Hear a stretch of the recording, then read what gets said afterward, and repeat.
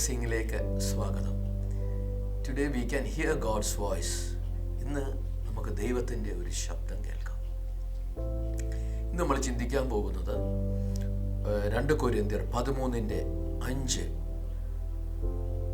നിങ്ങൾ വിശ്വാസത്തിൽ ഇരിക്കുന്നുവോ എന്ന് നിങ്ങളെ തന്നെ പരീക്ഷിക്കുവീൻ, സ്വയം പരിശോധിക്കുവീൻ. അപ്പോൾ പരീക്ഷിക്കുവാനും പരിശോധിക്കുവാനും വേദപുസ്തകം കൊരിന്ത്യ ലേഖനത്തിനകത്ത് പറയുക, നിങ്ങളെ തന്നെ പരീക്ഷിക്കുവീൻ, പരിശോധിക്കുവീൻ. ഇപ്പം 2 കാര്യങ്ങൾ ഇതിനകത്ത് പറയുന്നുണ്ട്.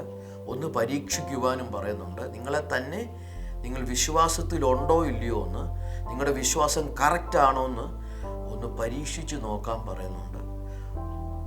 ഒന്ന്. 2, സ്വയം പരിശോധിക്കുവീൻ. പരീക്ഷിക്കുവീൻ, നിങ്ങളെ തന്നെ പരീക്ഷിക്കുവീൻ, സ്വയം പരിശോധിക്കുവീൻ ചെയ്യുക.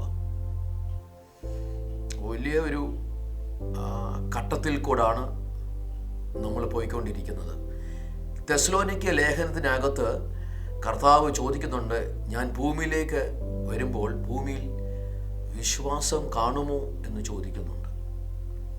ഇന്ന് നക്ഷത്രത്തെ പോലെ ശോഭിച്ചു നിൽക്കുന്ന അനേക വിശ്വാസികൾ, അല്ലെ അനേക ദൈവദാസന്മാർ ഇന്ന് നമ്മുടെ മുന്നിൽ അത്ഭുതങ്ങളും അടയാളങ്ങളും വീര്യപ്രവർത്തികളും വലിയ ചർച്ചുകളും ഒക്കെ ഉള്ള വലിയ നക്ഷത്രത്തെ പോലെ ശോഭിച്ചു നിൽക്കുന്നവർ വിശ്വാസത്തിൽ ഇനിയും കാണുമോ എന്ന് നമുക്ക് അറിഞ്ഞുകൂടാ.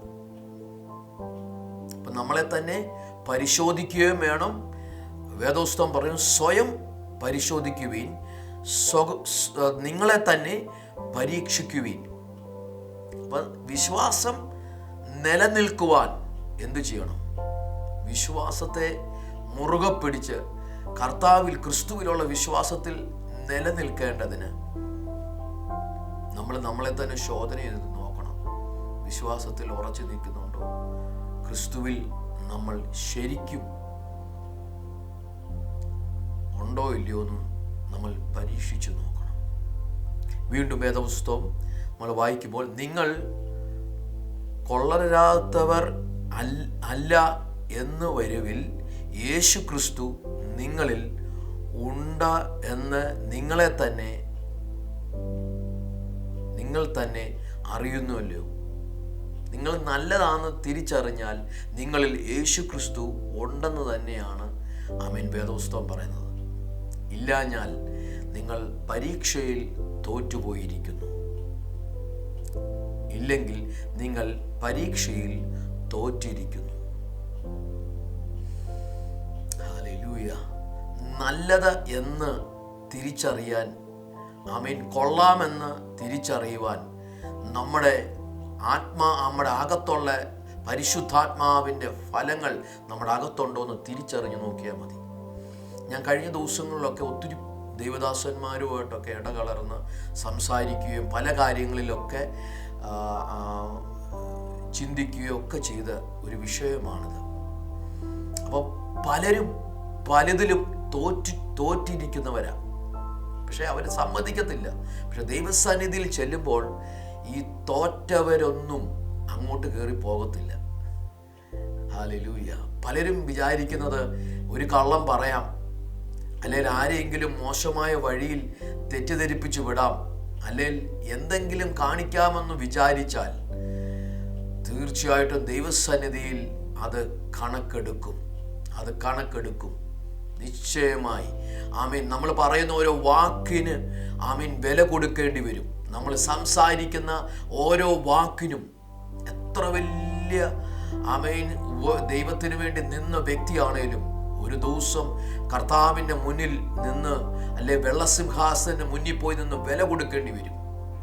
അത് കറക്റ്റ് ആക്യുറേറ്റ് ആയിരിക്കും. ഹല്ലേലൂയ.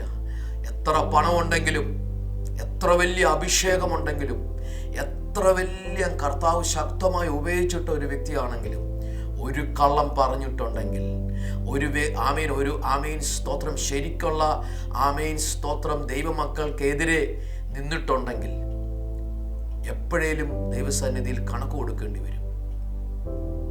ഹല്ലേലൂയ. അപ്പോൾ നമ്മുടെ വിശ്വാസം നഷ്ടപ്പെട്ടു പോയി കഴിഞ്ഞാൽ കർത്താവിൻ്റെ കൂടെ നടക്കാൻ പറ്റത്തില്ല, ദൈവസന്നിധിയിൽ നിലനിൽക്കത്തില്ല. ആ വിശ്വാസം നിലനിൽക്കണമെങ്കിൽ കർത്താവിൻ്റെ നീതിയിൽ നിലനിൽക്കണം. കർത്താവിനോട് അടുത്ത് ജീവിക്കണം. എങ്ങനെ അടുത്ത് ജീവിക്കുന്നത്? പരിശുദ്ധാത്മാവുമായിട്ടുള്ള ബന്ധത്തിൽ മടങ്ങി വരണം. കർത്താവുമായിട്ടുള്ള ടൈം സ്പെൻഡ് ചെയ്യുന്നത് നമ്മൾ കൂട്ടണം. ഒരുമിച്ച് ദൈവസന്നിധിയിൽ ഇരിക്കാൻ നമ്മൾ ഒരുക്കണം നമ്മുടെ സമയം. നമ്മൾ കൃത്യമായി ദൈവവുമായുള്ള ബന്ധത്തിനകത്ത് മടങ്ങി വരണം. ഇന്ന് വിശ്വാസികൾ, ഇന്ന് കുടുംബങ്ങൾ, വിശ്വാസത്തിലായിരിക്കുന്ന കുടുംബങ്ങൾ, വ്യക്തിജീവിതങ്ങൾ എന്നെ കേൾക്കുന്നുണ്ടെങ്കിൽ, നമ്മളെ തെറ്റിക്കുവാൻ, നമ്മളെ തകർത്ത് കളയുവാൻ വെളിയിൽ ആൾക്കാർ ഒത്തിരി പേരുണ്ട്. ഒത്തിരി പേർ, ഏജന്റുമാർ, പിശാചിൻ്റെ ഏജന്റുമാർ ഒത്തിരി പേരുണ്ട്. മുന്നോട്ട് വിടത്തില്ല, വിശ്വാസത്തിൽ നിലനിൽക്കാൻ സമ്മതിക്കത്തില്ല. പക്ഷെ നമ്മൾ ഉറച്ചു നിൽക്കേണ്ടത് അത് നമ്മുടെ തിരുവചനത്തിൽ ഉറച്ചു നിന്ന്, വിശ്വാസത്തിൽ ഉറച്ചു നിന്ന്, കർത്താവിൽ നിന്ന് മാറിപ്പോകാതെ പിടിച്ചു മുറുക്കി സ്തോത്രം ഉറച്ചു നിൽക്കുവാൻ പഠിക്കണം. ഹല്ലേലൂയ. ഒത്തിരി പേരെന്നെ നിന്ദിച്ചത്, ഒത്തിരി പേരെന്നെ തള്ളിക്കളഞ്ഞു. സത്യസന്ധമായി അവരുടെ കൂടെ നിന്നിട്ടും എതിർത്ത് പറയുകയും തള്ളിക്കളയുകയും മോശമായിട്ട് രീതിയിൽ സംസാരിക്കുകയും ഒക്കെ ചെയ്തു. പക്ഷെ ഇന്നുവരെ അവർക്കെതിരെ നിന്നിട്ടുമില്ല. എതിരെ ഞാൻ ഒരു വാക്ക് പോലും പറയാൻ പോയിട്ടില്ല. നേരെ നിന്ന്. അതുകൊണ്ടാണ് ദൈവം എന്നെ ജീവനോടാക്കി വെച്ചിരിക്കുന്നത്. അതുകൊണ്ടാണ് ദൈവം എന്നെ നിലനിർത്തിയിരിക്കുന്നത്. വിശ്വാസത്തിൽ നിന്ന് മാറിപ്പോകാതെ ദൈവകൃപയിൽ നിലനിൽക്കുവാൻ ഇടയാകട്ടെ എന്ന് പ്രാർത്ഥിക്കുന്നു. സ്തോത്രം.